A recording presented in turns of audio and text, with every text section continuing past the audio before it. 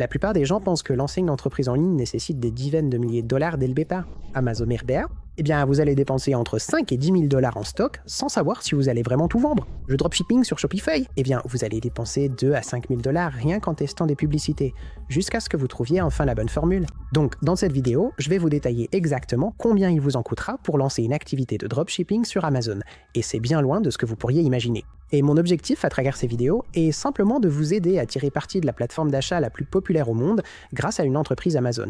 Le tout sans dépenser d'argent en publicité, sans acheter de stock en gros, et sans avoir besoin d'aucune expérience préalable. Et juste une petite précision, tout ce que je vous montre dans cette vidéo est uniquement à des fins éducatives. Les résultats que je vous présente concernant mes élèves en mentorat ne sont pas publics. Vos résultats individuels peuvent en réalité varier. Nous ne faisons aucune promesse de revenus, aucune promesse de potentiel de gain ou quoi que ce soit de ce genre, car tout dépend de l'effort que vous investissez dans votre entreprise Amazon et de ce que vous pouvez ou non en retirer. Alors, entrons dans le vif du sujet. En ce qui concerne le fait d'être vendeur sur Amazon, c'est très simple. Vous avez plusieurs types de plans de vente.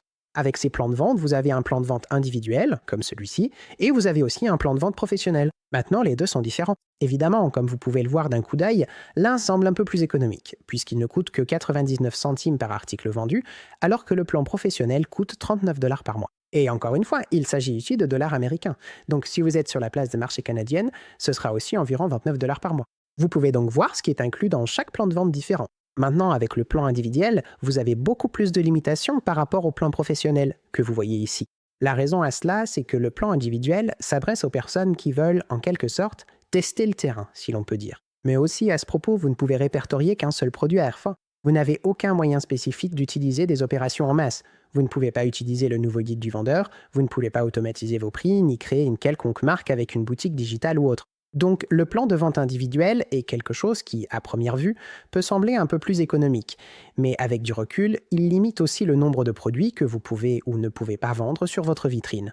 Vous êtes limité à environ 30 ou 40 produits que vous pouvez vendre sur votre vitrine, jusqu'à ce que vous atteigniez en fait une certaine limite maximale. Et comme vous le savez, avec une activité de dropshipping sur Amazon, nous ne voulons pas de limite maximale. L'aspect volume est essentiellement la façon dont nous allons gagner ce jeu, car vous n'avez jamais à acheter les produits avant qu'ils ne se vendent. Vous n'achetez jamais le produit en gros, nous ne dépensons jamais d'argent en publicité. Donc plus nous mettons de produits en ligne, rétrospectivement, plus nous avons de chances de réaliser une vente avec notre toute nouvelle entreprise Amazon. C'est pourquoi le plan professionnel, même s'il peut sembler un peu cher, pour être honnête, dans n'importe quel foyer, vous dépensez déjà de l'argent pour Netflix, Disney+, tous vos abonnements Prime et autres. 39 dollars par mois, tout le monde peut se permettre 39 dollars par mois. Au final, c'est simplement quelque chose qui va potentiellement vous aider à générer plus de revenus à mesure que vous l'utilisez. Vous pouvez donc voir tous les outils avancés dont vous disposez avec le plan de vente professionnel. En gros, tout est littéralement mis en place pour le plan de vente professionnel. Donc c'est évidemment l'option la plus rentable sur le long terme à mesure que vous avancez avec ce plan. Mais il n'y a également aucune restriction, il n'y a aucune limitation avec le plan de vente professionnel, donc vous êtes totalement libre et vous avez une capacité totale sur votre activité Amazon. Maintenant, en dehors de ces frais pour le plan de vente professionnel, c'est littéralement tout. Vous n'avez pas besoin de dépenser d'argent pour autre chose afin de démarrer votre activité Amazon, et c'est l'un des aspects les plus intéressants de ce modèle commercial. La façon dont nous procédons, c'est que nous réduisons les dépenses opérationnelles pour que la gestion quotidienne de votre entreprise ne vous coûte littéralement que 39 dollars par mois. Il n'y a pas d'autres frais que vous aurez à supporter chaque mois sans que cela ne vous permette de générer plus de revenus. Et nous allons approfondir un peu plus ce point dans un instant, mais ma priorité numéro 1 pour chacun d'entre vous ici, c'est que si vous pensez que démarrer la vente sur Amazon est trop cher, détrompez-vous, car cela ne coûte que 39 dollars par mois. Et si vous n'avez pas 39 dollars par mois, alors économisez sur le latte Starbucks que vous achetez chaque jour. Et comme par magie, les 40 dollars vont facilement apparaître d'ici la fin de la semaine. Maintenant, en dehors des frais du plan de vente professionnel, parlons des autres ressources optionnelles mais utiles dans lesquelles vous pourriez vouloir investir au moment de lancer votre activité sur Amazon. La première de ces ressources s'appelle AMZ Scout. AMZ Scout est l'un de ces outils qui va essentiellement vous donner accès à des données de vente, afin que vous puissiez comprendre quels produits se vendent et lesquels ne se vendent pas. Ils proposent des offres groupées annuelles. Ils ont aussi des modules complémentaires Booster, ainsi que des abonnements mensuels. Pour être honnête, tout ce que je recherche avec AMZ Scout, c'est que vous pouvez simplement opter pour le pack AMZ Scout AI. C'est largement suffisant pour que vous puissiez l'utiliser au moins. Vous n'avez pas besoin de plus que ça. Et ce que cela va vous permettre de faire en tant que vendeur Amazon, si on prend n'importe quel produit au hasard, disons que l'on choisit cette machine à café ici, c'est que cela me donnera accès à cette boîte particulière, d'accord? Donc il s'agit d'une boîte spécifique à laquelle aucun consommateur Amazon n'a accès. Bien sûr, c'est ce que fait AMZ Scout et comment il traite de mes. En gros, il prend le classement du produit, donc il m'affiche ici le classement du produit. Il indique que c'est 2588 Et il me dit aussi que les ventes mensuelles estimées, basées sur ce classement, sont en fait de 9 541 sur les 30 derniers jours. D'accord? Donc, il me fournit beaucoup de données vraiment pertinentes pour me faciliter la recherche de produits. Alors oui, c'est un outil de recherche de produits. Ils ont ici un petit calculateur de profit intégré. Je ne l'utilise jamais vraiment parce que nous avons nos propres calculateurs de profit internes dans le cadre du programme de mentorat.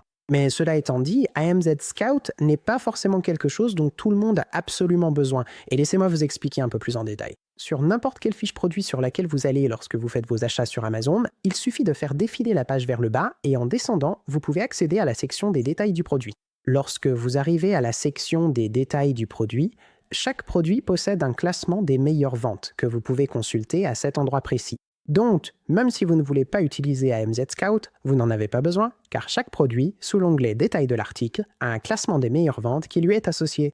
Maintenant, d'un autre point de vue, s'il n'y a pas de classement des meilleures ventes lorsque vous consultez une fiche produit, cela signifie essentiellement que, vous savez, notre objectif est que plus le BSR est bas, mieux le produit va se vendre. Mais dans cette perspective, s'il n'y a pas de BSR sur cette fiche produit en particulier, on peut supposer avec précision que le BSR est en réalité d'1 million, ce qui signifie qu'il est inexistant et que le produit ne s'est pas vendu au cours des 30 derniers jours, ce qui peut ou non être un produit que je souhaite référencer. Donc AMZ Scout est vraiment une option facultative. Vous savez, c'est très utile pour comprendre le classement du produit. Cela l'affiche très clairement ici. Cela vous donne également accès à des graphiques de prix si vous souhaitez utiliser cette fonctionnalité. Mais honnêtement, comme nous vendons sur Amazon de la manière dont nous le faisons, nous n'avons pas besoin de faire autant d'analyses techniques. Vous savez, les prix plafonds, les prix planchers et tout ça, parce que nous n'achetons pas le produit à l'avance. Donc, il n'est vraiment pas nécessaire d'être aussi analytique dans le processus de recherche avant de mettre le produit en ligne. Tout simplement parce que si vous listez un produit et qu'il ne se vend pas, vous ne perdez rien en tant que vendeur Amazon de la façon dont nous procédons. Donc, notre priorité, c'est que vous n'avez pas vraiment besoin de choses spécifiques comme celle-ci ou d'autres outils qui peuvent être très coûteux, comme Keepa, SellerAmp, etc. Mais c'est quelque chose d'un peu plus pratique que les gens aiment bien avoir. Donc encore une fois, AMZ Scout coûte environ 59 $ par mois. Ce n'est pas vraiment quelque chose dont vous avez besoin, ou à 100%. Vous pouvez tout simplement faire défiler chaque fiche produit, les détails de l'article, et vous aurez le classement des meilleures ventes disponible ici pour que vous puissiez le consulter. Mais pour être clair, vous allez pouvoir faire tout cela, vendre des produits aux consommateurs d'Amazon sans avoir besoin d'aucun stock. Donc vous n'aurez jamais à acheter un produit avant que quelqu'un l'achète. Vous ne payez que lorsque le client a d'abord acheté quelque chose chez vous. Et à ce moment-là, cela signifie aussi que vous n'aurez jamais besoin d'entrepôt. Vous n'aurez jamais à payer pour un stockage, un centre de préparation. Vous n'aurez jamais à envoyer de produits dans un entrepôt Amazon FBA parce que les produits vont directement de votre fournisseur au consommateur final de cette façon. Et vous allez également pouvoir vous assurer que vous n'avez pas besoin de budget publicitaire pour ce genre de choses. Donc c'est incroyable parce que vous êtes dans une position où la publicité reste un pari à 50-50.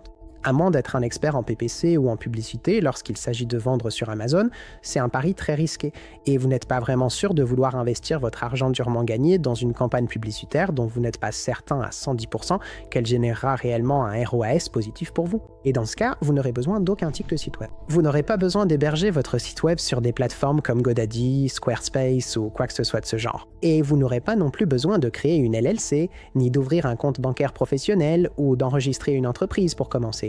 Donc c'est vraiment l'une des méthodes les plus rentables pour se lancer dans la vente sur Amazon sans avoir à avancer des dizaines de milliers de dollars, mais aussi sans risquer beaucoup d'argent dès le départ.